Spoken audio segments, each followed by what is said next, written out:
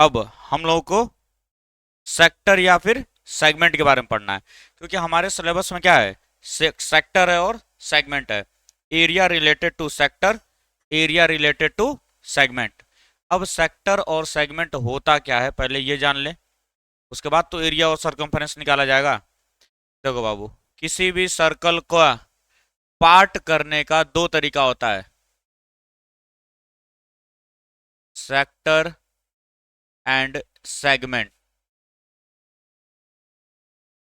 Sector और segment कुछ अलग नहीं है, ये सर्कल को का पार्ट होता है। एक सर्किल को डिवाइड किया जाता है, जैसे मान लो ये सर्कल था, एक और सर्किल मैंने बनाया है यहाँ पे, with centre, with centre.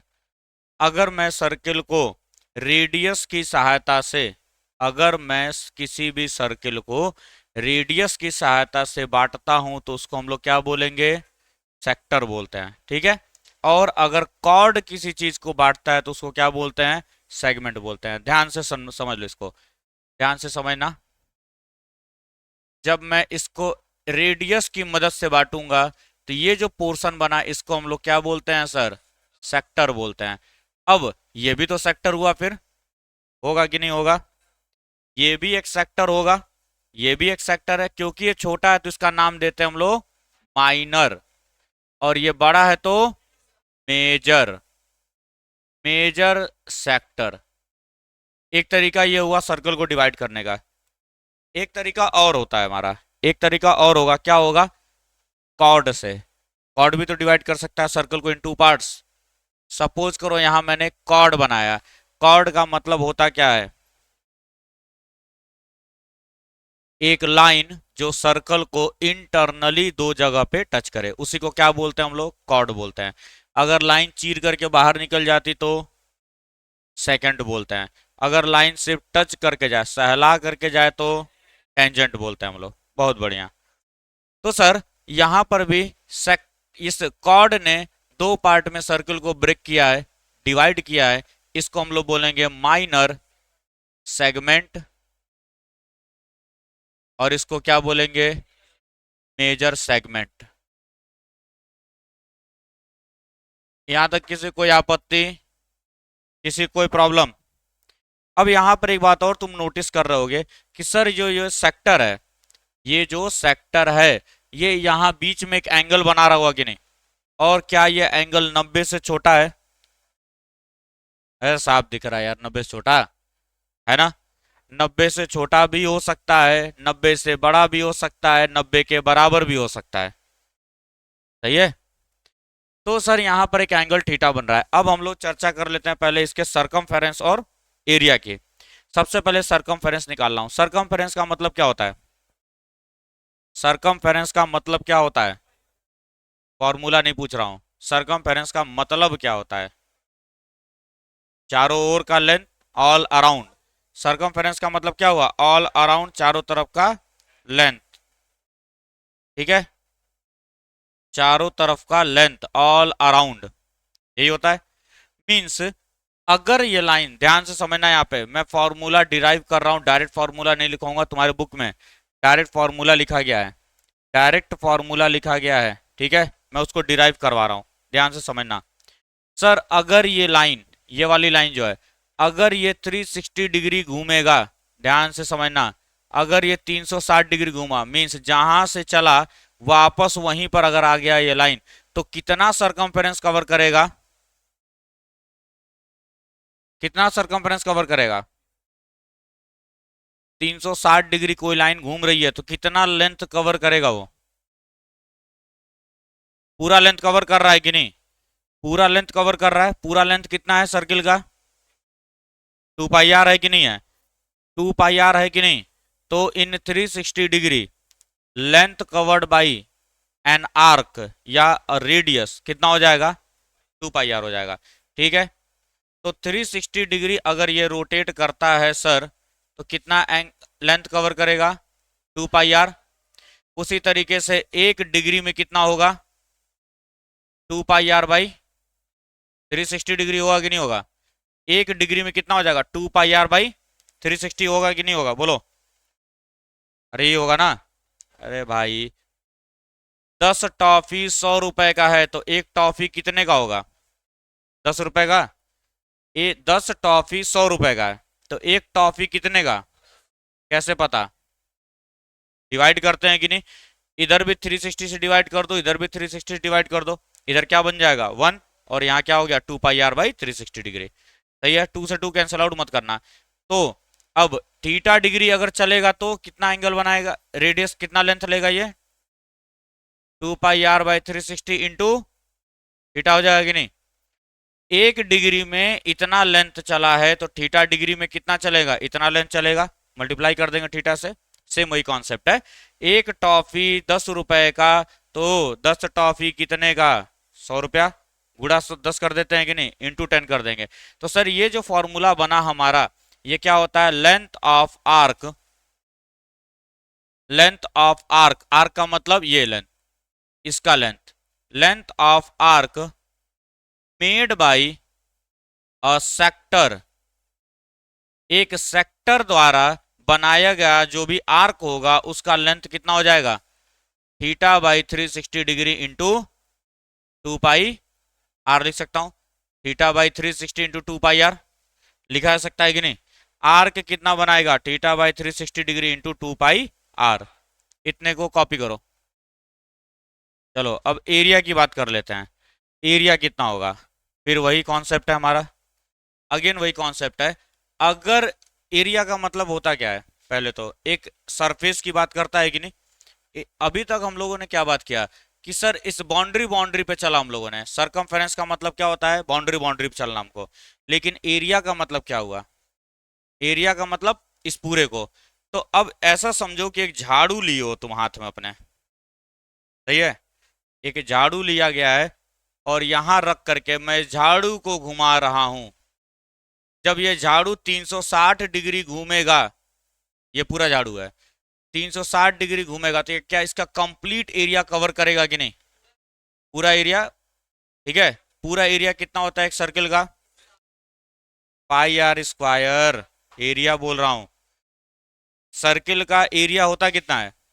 Pi are square. कितने डिग्री में? 360 डिग्री में। तो 360 डिग्री में एरिया कवर कितना करेगा? पाई आर स्क्वायर। तो 1 डिग्री में कितना एरिया कवर करेगा? पाई आर स्क्वायर/360 डिग्री। 1 डिग्री में कितना एरिया कवर करेगा? पाई आर स्क्वायर/360 डिग्री। तो थीटा डिग्री में कितना कवर करेगा? पाई आर स्क्वायर/360 डिग्री इंटू थीटा। कोई दिक्कत? सही है। तो अब यहां पे क्या हो जाएगा फॉर्मूला? एरिया स्वेप्ट बाई या मेड बाई सेक्टर कर लो। Area made by a sector जिसका एंगल अगर थीटा है तो एरिया कितना हो जाएगा? θ/360 degree into pi are square. दोनों फार्मूले को याद करना बहुत ही आसान है। सबसे पहले लेंथ की बात कर रहा है सर, लेंथ का मतलब सरकमफेरेंस ही होगा। सर्कल का लेंथ का मतलब क्या हुआ? सरकमफेरेंस ही होगा। अरे और कोई लेंथ तो होता नहीं है सर्किल के अंदर। ठीक है, उसका फॉर्मूला क्या होता है? 2 पाई आर होता है कि नहीं? 2 पाई आर। और यहाँ बस θ/360 याद रखो, दोनों में आता है। θ/360, θ/360। अगर लेंथ की बात करेगा, कभी भी लेंथ की बात करेगा तो क्या करेंगे? θ/360 में हम लोग 2 पाई आर को मल्टीप्लाई कर देंगे। और जब एरिया की बात करेगा तो θ/360 में पाई आर स्क्वायर का मल्टीप्लाई कर देंगे हम लोग। समझ में आ रहा है? एरिया पूछेगा तो पाई आर स्क्वायर का मल्टीप्लाई, θ/360 याद रखो, θ/360 डिग्री दोनों में आता है। एरिया की बात करेगा तो पाई आर स्क्वायर, लेंथ की बात करेगा तो 2 पाई आर। अब सुनो, ये किसका एरिया निकाला गया? सेक्टर का एरिया निकाला गया कि नहीं? अब तुमसे कल को सेगमेंट का एरिया पूछ सकता है कि नहीं? सेक्टर का एरिया तो हमें पता चल गया है। अब पहले समझ लो उसके बाद लिखना। सर इस सेगमेंट का एरिया अब हम कैसे निकालेंगे? इस सेगमेंट का एरिया कैसे निकाला जाएगा? सेगमेंट का हमने ये जो दोनों फॉर्मूले पढ़े हैं वो इस सेक्टर के लिए होते हैं। जब थीटा एंगल बनेगा, जब थीटा एंगल बनेगा बीच में, तभी ये फॉर्मूला दोनों वैलिड है, क्योंकि थीटा आता है दोनों में। थीटा का मतलब एंगल कितना बनाया जा रहा है। अब अगर सेगमेंट की बात करेगा, सर मुझे पता है इसका फॉर्मूला तो मैं यहां बनाऊंगा इसको। सेगमेंट के लिए हम लोग क्या करेंगे? यहां पर इसको ऐसे ड्रॉ करेंगे और यहाँ पे सपोज करो एंगल थीटा मिल रहा है। हमको पता है एरिया निकालना। एरिया अगर पूछा इस सेगमेंट का तो हमको पता है लेंथ तो वही होगा, लेंथ तो यही, जो ये लेंथ है वही ये भी लेंथ होगा कि नहीं होगा। इसमें तो कोई दिक्कत नहीं है, ये फॉर्मूला दोनों जगह काम करेगा। बट एरिया का फॉर्मूला सेगमेंट में काम नहीं करता है। एरिया कैसे निकालेंगे? देखो बालक, इसका पूरे का एरिया निकालने आता है तुमको? कैसे? Theta by 360 into pi are square. ये एरिया तो निकालने आ रहा है तुम्हें, लेकिन तुम्हें तो इसका एरिया पूछा गया है कि नहीं। मैं सर इस पूरे में से ट्रायंगल का एरिया घटा दूं तो काम बन जाएगा? इस पूरे में से ट्रायंगल का एरिया घटा देंगे तो काम बन जाएगा कि नहीं? क्या भाई Pandey ji? Area of sector segment, area of segment कैसे निकाला जाएगा? सर इस पूरे सेक्टर में से मैं ट्रायंगल का एरिया हटा दूं तो क्या इसका एरिया नहीं मिल जाएगा क्या मुझे? पहले मैं पूरे का एरिया निकाल लेता हूं, फिर मैं ट्रायंगल का एरिया हटा दूंगा तो मुझे सेगमेंट का एरिया मिल जाएगा। ठीक, इस सेगमेंट का एरिया निकालना है तो टोटल एरिया निकाल लो पाई आर स्क्वायर, उसमें से इसको घटा दो, वो मिल जाएगा हमको। तो एरिया ऑफ सेगमेंट कैसे निकालेंगे? Area of sector minus area of triangle, area of sector minus area of triangle. इतने कॉपी करो, फिर अलग अलग केसेस बता देता हूं। अब देखो, यहाँ पे दो सर्किल मैंने बना गया है। एक में जो हमारा सेगमेंट सेक्टर है वो 60 डिग्री एंगल बना रहा है, और एक में हमारा सेक्टर कितना बना रहा है? 120 डिग्री। मैं तुमसे पूछ रहा हूँ सेगमेंट का एरिया, सेक्टर का एरिया मैं पूछ नहीं रहा हूँ। सेक्टर का एरिया तो अपना है theta by 360 into pi are square, वो तो तुम निकाल लोगे। मैं तुमसे सेगमेंट का एरिया पूछ रहा हूँ। सेगमेंट का एरिया देखो कैसे निकाला जाएगा। यहाँ पे सब लोग को पता है, सेक्टर पहले बनाएंगे, सेक्टर का एरिया निकाल लेंगे। इस सेगमेंट का एरिया कितना होगा? यहाँ पे इस केस के लिए एरिया ऑफ सेगमेंट,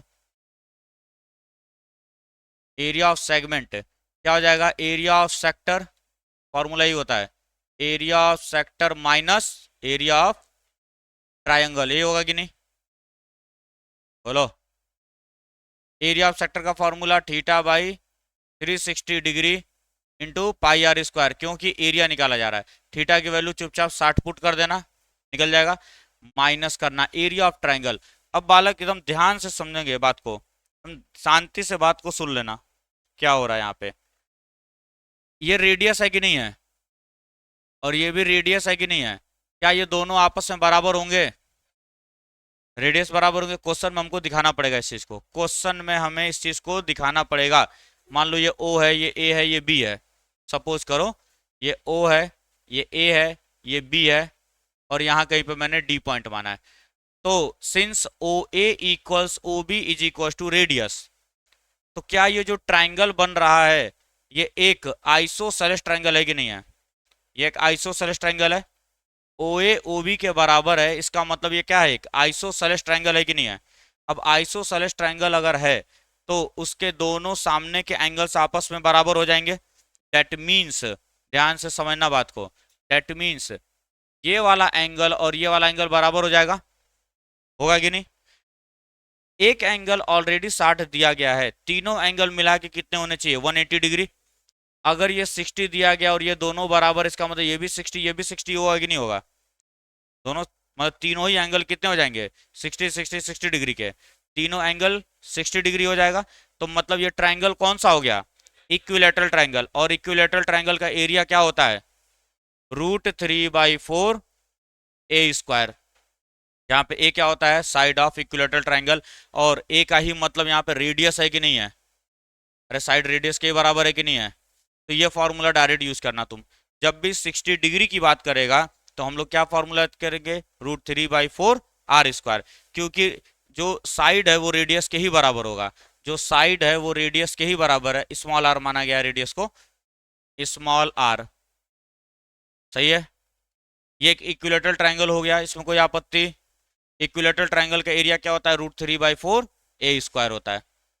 ठीक है, और ए का काम यहाँ पे कौन कर रहा है? रेडियस कर रहा है। लेकिन डायरेक्ट ये फॉर्मूला यूज मत करना, सबसे पहले हमें शो करना पड़ेगा कि ये इक्विलेटरल ट्राइंगल है, और डायरेक्ट एरिया का फॉर्मूला हम लोग ये यूज करेंगे, √3/4 आर स्क्वायर।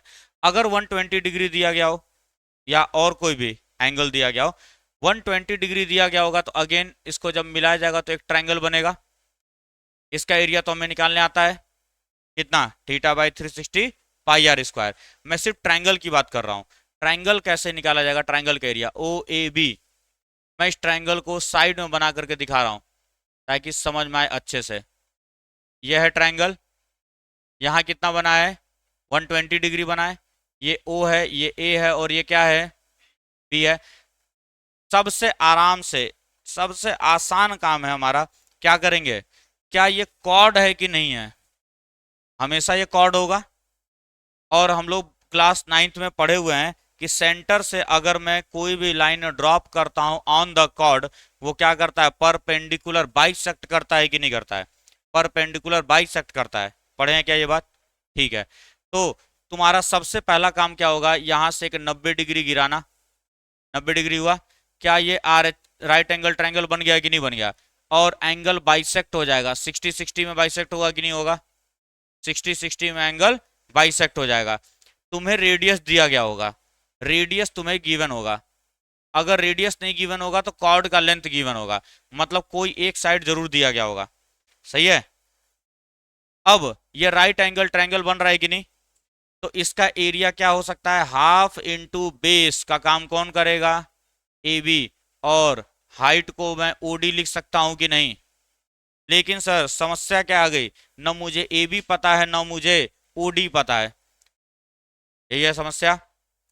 तुम एक किसी ट्रायंगल को पकड़ लेना, एंगल के सामने परपेंडिकुलर होता है कि नहीं, 90 के सामने हाइपोटेनस होता है, और जो बच गया वो, तो ट्रिग्नोमेट्री लगा करके तुम ये दोनों साइड निकाल सकते हो कि नहीं, ट्रिग्नोमेट्री लगा करके हम दोनों साइड निकाल सकते हैं। मतलब क्या कह रहा हूं मैं यहाँ पे, साइन 60 कितना हो जाएगा, परपेंडिकुलर अपॉन में, परपेंडिकुलर अपॉन में हाइपोटेनस होगा कि नहीं, पी बाई एच। तो क्या मैं बी डी को आर इंटू साइन 60 लिख सकता हूं, और साइन 60 की वैल्यू कितनी होती है, √3/2 आर बोल सकते हैं कि नहीं, √3/2 आर बोला जा सकता है, सही है। और अब आओ इसको निकालते हैं, ओडी। ओडी बेस का काम कर रहा है, बेस और हाइपोटेनस का रिलेशन कौन देता है, cos 60 देता है कि नहीं। cos 60 को मैं क्या लिख सकता हूं, बेस मतलब ओडी डिवाइडेड बाय हाइपोटेनस का मतलब ओबी। ओडी को मैं क्या बोल सकता हूं, ओडी तो ओडी रहने दो इसको, डिवाइडेड बाई ओबी को मैं आर बोल सकता हूं कि नहीं। तो यहां से ओडी कितना आ जाएगा, आर cos 60। cos 60 की वैल्यू कितनी, 1/2। cos 60 1/2 होता है, तो क्या मैं r/2 लिख दूं, कोई आपत्ति है, कोई आपत्ति नहीं होनी चाहिए। अब वापस से मैं यहाँ वैल्यू पुट कर रहा हूं, एरिया क्या हो जाएगा, हाफ इंटू ए बी का मतलब क्या, डबल बी डी होगा कि नहीं, बी डी और ये दोनों लेंथ सेम है कि नहीं है, परपेंडिकुलर बाइसेक्ट करता है कॉर्ड को, जितना ये उतना ही ये। तो ए बी को मैं क्या लिख सकता हूँ, 2BD, और बी डी की वैल्यू ये आई है, तो क्या मैं इसको √3/r लिख दूं, सिंपल, 2 से 2 कट जाएगा, 2 से 2 कट गया, इंटू ओडी। ओडी का मतलब कितना है, r/2। तो क्या मैं इसको भी लिख सकता हूँ √3/4 आर स्क्वायर, क्या फॉर्मूला ये बनेगा, √3/4 आर स्क्वायर बनेगा कि नहीं। तो यहां पर भी हमारा क्या होता है, √3/4 आर स्क्वायर बनता है। तो क्या मतलब है, इससे कोई मतलब थोड़ी है, ये तो फॉर्मूला होता है इक्विलेटरल ट्रायंगल का हमारा, लेकिन यहाँ भी आ रहा है तो उससे कोई फर्क थोड़ी पड़ता है। अब ऐसा थोड़ी कह दो कि ये इक्विलेटरल ट्रायंगल है, 120 120 120 360 डिग्री हो गया ट्रायंगल, फॉर्मूला बन गया वैसा। हम लोग फॉर्मूला याद नहीं कर रहे हैं, ये वाला याद रखना है, ये फॉर्मूला याद नहीं कर रहे हैं हम लोग, मैं तरीका बताया तुमको, ट्रिग्नोमेट्री की सहायता से हम लोग क्या कर सकते हैं, बेस और हाइट को निकाल सकते हैं, वैल्यू पुट करेंगे, एरिया ऑफ ट्रायंगल निकल करके आ जाएगा, ठीक है। उससे भी आसान तरीका तुमको मैं बताता हूं, लेकिन 10th में यूज नहीं करेंगे, पहले कान खोल के सुन लो, 10th में यूज नहीं करेंगे हम इसको, मैं सिर्फ तुमको तरीका बता रहा हूं।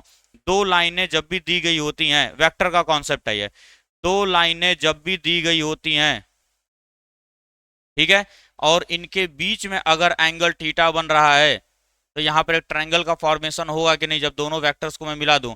तो ट्रायंगल का सबसे साधारण सा फॉर्मूला होता है half A B sine theta, ठीक है, जहां पे ये ए वेक्टर होता है और ये हमारा बी वेक्टर होता है। 10th में यूज मत कर देना बालक, कान खोल के सुन लो, कोई यूज नहीं करेगा इसको, सिर्फ मैं बताया हूं कि मुझे आता है, हायर क्लास का, ठीक है। अब यहां ध्यान से देखो, ये दोनों लाइन हमेशा रेडियस ही होंगी कि नहीं, क्योंकि रेडियस के बीच का ही एंगल होता है कि नहीं है। तो क्या सर मैं इसको रेडियस बोल सकता हूं? हाफ इंटू रेडियस बोल सकते हैं कि नहीं? सपोज करो मैं 60 डिग्री के लिए ले रहा हूं अभी, फिलहाल मैं 60 डिग्री के लिए ले रहा हूं, तो यहां मैं क्या लिख दूंगा, साइन 60 लिख सकता हूं। साइन 60 की वैल्यू √3/2। क्या यही फॉर्मूला बना कि नहीं? √3/4 आर स्क्वायर, √3/4 r²। ठीक है।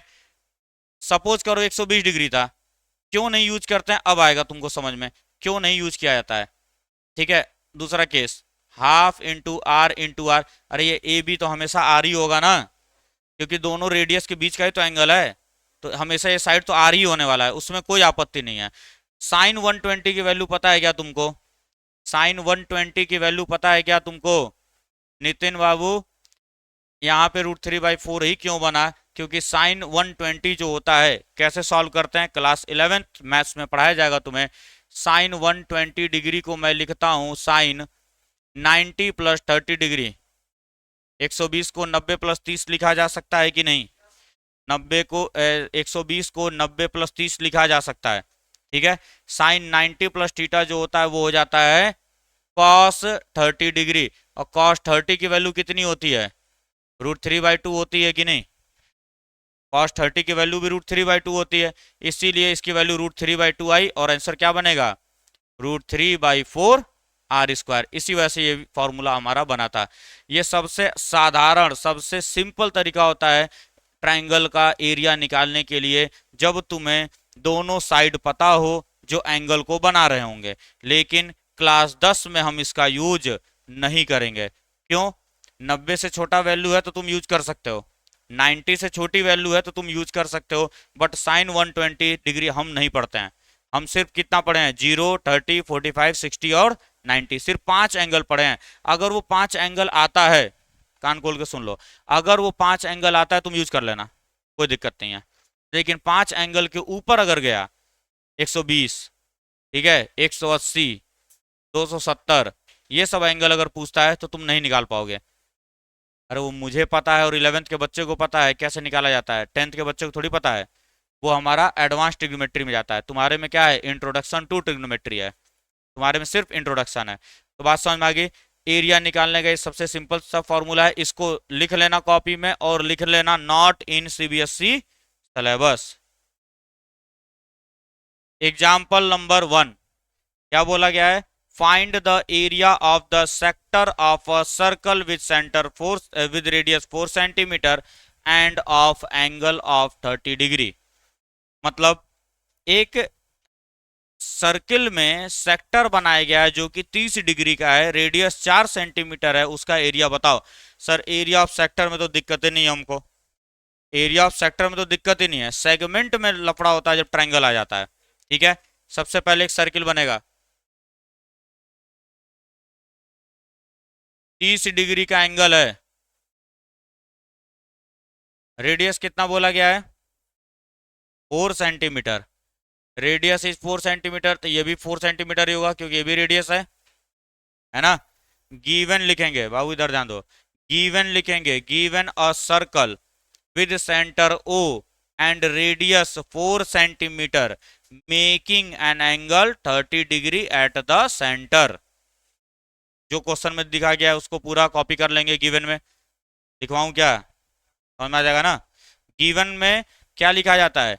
जो भी क्वेश्चन में लाइन लिखी गई है वही गिवन होता है हमारा, उसी को लिख दिया करो पूरा। सही। अब हमको निकालना क्या है? To find area of sector. Area of sector, तो सर एरिया ऑफ सेक्टर का फॉर्मूला, सबसे पहले फॉर्मूला लिखेंगे एरिया ऑफ सेक्टर। नाम देता हूं मैं इसको ओ ए बी, और यहाँ पे डी मान लेते हैं, और यहाँ पे कहीं पर ई मान लेते हैं। क्यों सर ऐसा क्यों कर रहे हैं आप बार बार? डी और ई क्यों माने हैं? क्योंकि बाबू देखो एक चीज लफड़ा हो जाता है क्या, जी ओ ए बी सेक्टर अगर तुम बोलते हो तो हो सकता है कोई बालक इसको ओ ए बी ये समझे, या हो सकता है ओ ए बी ये समझ सकता है कि नहीं? बिल्कुल लाजमी है, क्योंकि दोनों ही ओ ए बी है।